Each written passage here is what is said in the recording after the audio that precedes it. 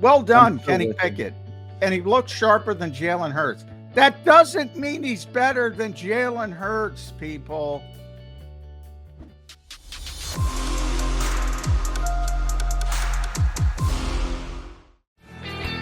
Welcome in, Eagles fans. Welcome in, Birds 365 fans. It's unofficially a football Friday. We had football this week. I'm calling this a real deal football Friday, coming off the Eagles' week 1 of OTAs. Johnny Mac, how you doing this Friday morning? Doing well. Yeah, getting excited by Kenny Pickett. You told me before the show. Yeah, boy, Yeah, people run with football stuff, story. man. Yeah, Yeah, they really run with apparently things. is looking good. Well, John, you were down at OTAs. How did Yeah, he was very sharp. He played very well. I mentioned, significant upgrade. I think he's going to be a significant upgrade as a backup to from Marcus Mariota last year. I think, if you need to win a game or two this year, I think you're going to be in a better position to do it. And that's what you want out of a backup quarterback, but you don't want the backup quarterback to play.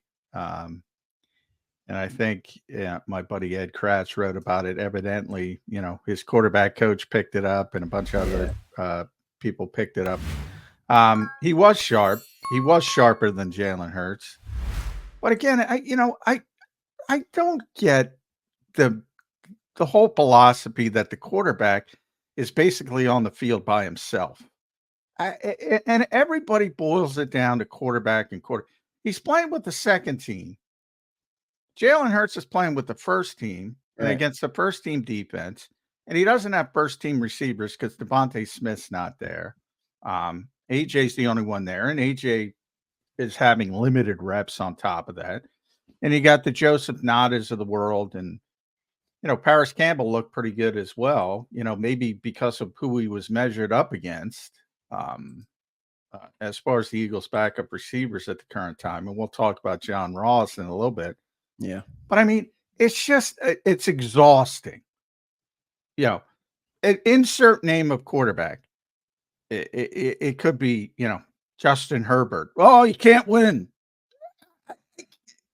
There's 52 other guys, and more than that on the practice squad was 16. It's astonishing to me that people can't get over that hump. So many of them. And it's just about quarterback versus quarterback. And in this instance, it's about a second stringer against a first stringer and all these different moving parts and guys who are in and out of OTAs. He looks sharp. Well done, Kenny Pickett. And he looks sharper than Jalen Hurts. That doesn't mean he's better than Jalen Hurts, people. God. It's so true, though, John, the tale of this quarterback can't win. And I even had this debate on the National Football Show because I've been joining Dan a couple times. Such a dumb debate. He's talking to me about, Jared Goff. And I'm like, listen, if the team around them is great, then sure, they can win a Super Bowl with the exception of Patrick Mahomes and Tom Brady, who always seem to make it work. And they're the exceptions, not the rule. It's so overblown. And by the way, I have a different take than all the Eagles fans. I love to hear that Kenny Pickett looks good. That's great news. If something bad happens to Jalen Hurts, God forbid, obviously we don't want that to happen. But if something bad does happen, maybe we have a guy who can go in there and win some ball games. By the way, our only Super Bowl did come with a backup quarterback, so it's great to have him here. I'm not saying he's going to, surpass Jalen Hurts. I'll go out on a limb right now and say if Jalen Hurts doesn't get hurt, Kenny Pickett will not be. He will not. He will Breaking never news. see the field. Breaking news. Yeah. But yeah, and people have won super. Eli Manning beat Tom Brady. All right, did he magically become better than Tom Brady? If you go back to the Trent Dilfers and of the world who won Super Bowls, and you've seen it, and people fail to acknowledge what having a great quarterback does. Is it? I say it all the time. It increases your margin of error. Everything's got to be perfect to win a Super Bowl with Trent Dilfer around him. Everything's got, well, you can do it. We've seen it. The Eagles, I'm sorry, Nick Foles truthers. They won a Super Bowl on a game with Nick Foles, and they made a run with Nick Foles. Nick Foles ain't better than Donovan McNabb. No, he's sorry. Not. Nick Foles isn't even better than Carson Wentz or Jalen Hurts No. or any other We can quarterback. go. I don't want to open that door because those people are weirdos. The Nick Foles truth. Oh, I love Nick Foles. I mean, he brought us what we want. But come on, I mean, you got to call for what it is, and it's so true. I mean, it's such a good point too. Just ask Matt Stafford. The guy played in Detroit for how many years? Couldn't win squat. Then he went to LA, magically got good. Yeah, Aging. right. Yeah, Jeff Hostetler won a Super Bowl when Phil Simms went down. Yeah, come on.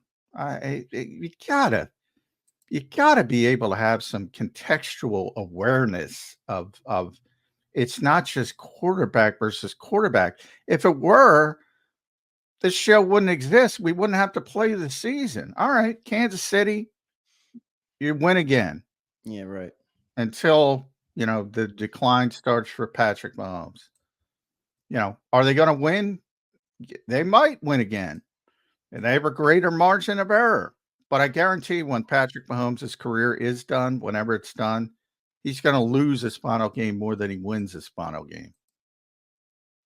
Doesn't mean he's a bad quarterback. That's how it goes for every quarterback that's ever played the game. So you're right about that. I'm going to welcome everybody in this morning. A nice start to our Football Friday show with some Kenny Pickett news. Hey, I'll take it. I'm happy Kenny Pickett's playing well. It's good. I want to have a good backup quarterback, like I said. So I will take it, and I will not overreact to it. I want to welcome everybody in. Twiz and Dank, Screwface, SMD Eagles. We appreciate all you guys. Devontae, Nick, William, Callie, anybody I missed. Sorry I missed you, but we are happy to have you here this morning in the chat. Make sure you guys drop us a like if you're enjoying the show. We appreciate you being here. Johnny Mac, Eagles make it sign yesterday. We talked about Devontae Parker gone all week. Well, they go out and they sign John Ross, former first-round pick. I think he was 9th overall pick in the 2017 draft. That's all the Eagles do. They sign former first, and they're not former. Pick, yeah. That's my pet peeve. He's yes, always right. first. I know that. You schooled me on that the other day. I should know that. 2017 first round, number 9 overall. That was the and he ran a 4.22, and that held up till this year when Xavier Worthy beat it. But obviously history says, and that was to Christian McCaffrey. Christian McCaffrey went 8th. He went 9th. Patrick Mahomes went 10th. Wow.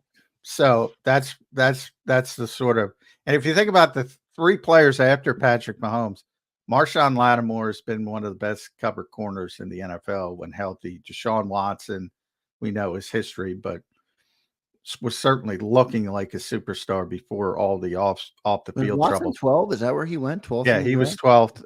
Hassan Reddick was 13th, and Derek Barnett was 14th to the Eagles. So wow, not great for the Eagles either. But yeah, that was a disastrous pick for Cincinnati. I mean, his career numbers, 62 receptions for 957 yards. His biggest year was 28 receptions. He had a 7 touchdown year. He can run. He had 18 yards per catch, 20 yards per catch. Hasn't played since 2021. He was here for a rookie tryout. So as soon as Parker retired, that's the first name I brought up because the Eagles just got to look at him. Yeah, I think it's interesting that they didn't sign him right away, and then Parker retires, and then they kind of if it were that great, they would have signed him right away, right?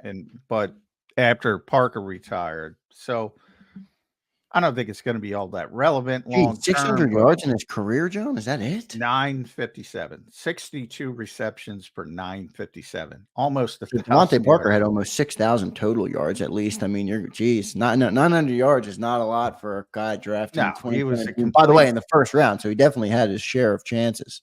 Top 10. He was a complete bust. He's still young. He's still not even 30. So, he can stretch the field, certainly. Does he serve the role, though, that we need? Like we talked about, I know we need a wide receiver 3, but we don't have anybody to back up an outside wide receiver. Yeah, I don't think he's relevant as far as wide receiver 3. He's more of a backup on the outside. Yeah, he's more of a backup on the outside, and I think it's very unlikely he'll make the football team, but we'll see. He hasn't played since 2021, so Yeah, that's and right. he He did the retired. Chiefs training camp and then he retired, right? Yeah, he went tried to make a comeback last year with the Chiefs, who are always looking for speed. The Chiefs, Yeah. um, and then you know, he got to July right before training camp, probably saw the rumor, the writing on the wall and said, "I'm not gonna make the team, so why bother?" That's my guess of what happened. And he just retired, and now he's trying to get back again. So, this is a good spot though. Yeah, the Eagles need help as a backup outside receiver. And Nick Sirianni, talked about it ad nauseum with Quez Watkins about stretching the field and spacing matters. And, if he can be a decoy and stretch the field, who knows? He might get an opportunity, but very little production as the 9th overall pick. And as you mentioned, had a lot of injuries, so that was part of it in Cincinnati. But you're getting chance after chance after chance. So, not good, but You they think you needed think that, something. yeah, they needed something. I wonder if They'll they're probably probably still still bring it looking, in. right? Gonna, Yeah. yeah. I would not. Yeah, I would definitely say they're not done by any stretch of the imagination. And I brought up Corey Davis, who Yeah. was I think it's the same year. Yeah, 55th pick overall the same year. So that was a big disappointment for Tennessee. Took Corey Davis 5th overall, but he's got 273 receptions for 3,879 yards. So he's a disappointment in a whole different realm. He had a 900-yard season, 65 catches, almost 1,000 yards. He was more of a disappointment for where he was selected. You expect a little bit more out of the number 5 pick, and he's very similar, temporary retirement.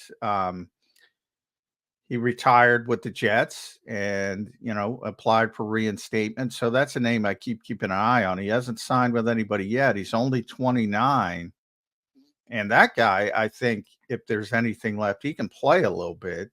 And that'd be, projected a darn good outside backup receiver. Who was that, by I the would way? dare Sorry, I say. missed him. Corey Davis. Oh, yeah. Okay, Corey. Well, I mentioned him on the show. Yeah, yeah. Same draft, number 5 pick when John Ross was number 9. Both disappointments, but different level of disappointment with Ross. Corey Davis was a solid player in Tennessee on his rookie deal. Just when you're picked 5th, you're supposed to be a superstar. Yeah, I mean, Devin White, another fifth overall Yeah. pick, who resides in Philadelphia now. 2 good guests coming up today. We got Martin Frank, Paul Domowitch. So tomorrow we'll have Martin Frank in hour number 1. He was also down at OTAs with Johnny Mack, so we'll pick his brain on what he took away from the OTAs, what his biggest takeaways were, if anything stood out to him. And then later on in hour number 2, we'll have Paul Domowitch, Hall of Fame selector, a guy that's been covering this team for a long time, and we'll see what he thinks of what he saw from the outside on OTAs this week. Johnny Mack, I want to give you a chance real quick and just, week 1 of OTAs is now in the books. You were down there for 1 day. Has anything changed for you? Has any of your thought processes going into the season changed on how they might play any position, a depth chart, roster, coaching, anything? I know it's just helmets and shorts, but I think it's the first time you got to see these guys for an extended period. Has any of your thinking on what they might do for the 24 season shifted? Yeah, Kenny Pickett's going to put. No, I'm joking. No. I mean, it's 1 day in May. I do think it's going to be pretty easy to get Quinyon Mitchell on the field. It's going to be pretty easy to get Cooper DeJean on the field for Vic Fangio. I think their first impressions of those 2 players is really good, and that's a positive. That's not to say there's not going to be any hiccups. There's going to be hiccups with young players learning especially this defense and this complicated system. So, but I do think they're going to be on track and able to play, and that's certainly a positive. But from the most part, I mean, as I mentioned, when you talk offensively, when you don't have Devontae out there, that's the thing about OTAs. So many guys are missing, so many guys are in Yeah, and it's out tough to get a because they're full gauge. voluntary.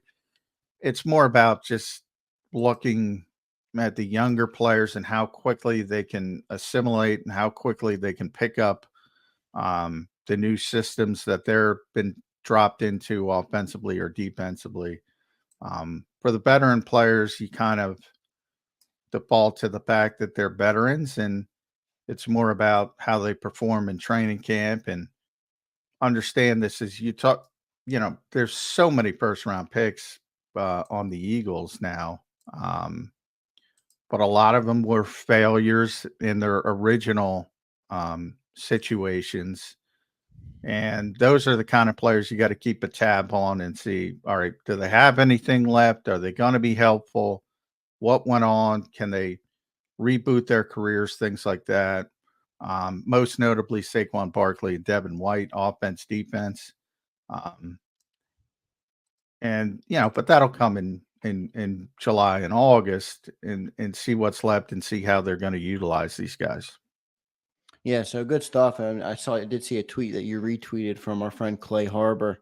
And we talked about how the defense looked like they were ahead of the offense. But Clay, former NFL player, former Eagle, actually, always. And he said, every team I've ever been on in my life, the defense always starts in front of the offense, no matter who the quarterback is, no matter what the circumstances are. So nothing to be concerned about there with the offense. But the defense did look solid. So that's a good thing. And I'm excited to hear that at least Quinion and DeJean look like they're NFL ready guys. Did anybody stick out that was like, whoa, he almost looks out of place, like he doesn't look like he can play in the NFL? I guess you probably don't see much of that, but no, I mean, there's guys I think that had some opportunities. Alberto, I think, had an opportunity with no CJ Uzama. Dallas Goedert was there, but very limited, similar to AJ. I thought he had a lot of reps. He had made a nice play here and there, but also had a big drop. And I think consistency is always a big thing with Albert Agwegbanon. That was the knock on him in Denver. And so he's got Grant Calcaterra as well. This is probably it. It's like put up or shut up time, guys like that. Joseph Nada had an opportunity because Devontae wasn't there and Devontae Parker retired. And he wasn't great with that opportunity, and all of a sudden John Ross is here. So, but these are younger players that you're trying to seize the brass ring, or you want them to grab that brass ring. It's easier said than done. And it's one day. It's one day. They might have been great on Monday. They might have had a great day on Monday. They might have had a great day yesterday. There were three. Martin Frank's going to hop in. I see him in the green room. We're only there for one day, but we can only talk about what we saw. Exactly. So we'll get to our first commercial timeout coming up next. Martin Frank.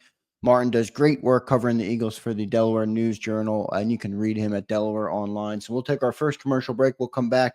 Good opening segment here on Football Friday. A little Kenny Pickett drama, a little John Ross. So Johnny Mack and I had a good opening segment here. We'll have Martin Frank coming up next. If you're in the chat, we appreciate you all. Make sure you drop a like and stay tuned right here on Birds 365. Martin Frank coming up next. If you missed any of today's show on the JAKIB Media channel, listen to the podcast on your way home. Available on YouTube, Apple, and Spotify.